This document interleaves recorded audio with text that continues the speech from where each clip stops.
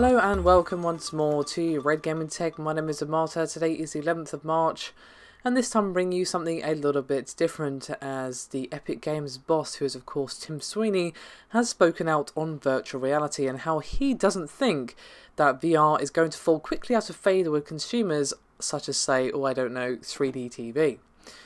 Now, when he spoke with Game Informer, Sweeney did say that VR fills the immersion gap 3D could never seem to leap. And he went on to say, quote, "Unless you are standing in one magical position, the moment you go just beyond just a 2D image on a screen, your brain's circuits kick in that this is supposed to be reality, and if it's not perfect, it's incredibly jarring. With VR, you are in that one magical position. Your eyes are properly located relative to the screen, so you have to control each frame of the image for every viewer of the game, which does not happen with a lot of people sitting in a theatre, and so it can be done perfectly."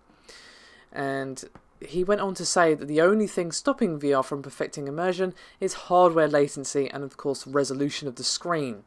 Well, this will of course apply to quality of objects. Obviously that will be improved over time, as he himself said. And he went on to say, quote, "These are human engineering parameters that will be improved over time. I think it will be at a point where in 10 years the quality of the hardware and the polish it has achieved will be so high that it will be genuinely indistinguishable from reality." Now, Tim has a very good point. Latency and the quality of the images and the resolution and whatnot is definitely going to be make or break with VR. But there's something to keep in mind for PC-based VR as well. Is that AMD, of course, recently announced their Liquid VR, which is basically for that intention to help reduce latency. Now, I'm not going to go into details regarding Liquid VR here. If you want to know more, my partner in crime, Paul/Crimson Rain, has already covered it in a video which will be linked in the description below this video, so I suggest you give that a watch if you want to know more about Liquid VR. And there's also something else to keep in mind as well, is that we have had previous comments from John Carmack, who's of course working on the Oculus, that he thinks that, well, at a minimum you need 1080p, but really you want 1440p and 100 plus of unique frames per second, so no repeated frames or anything like that.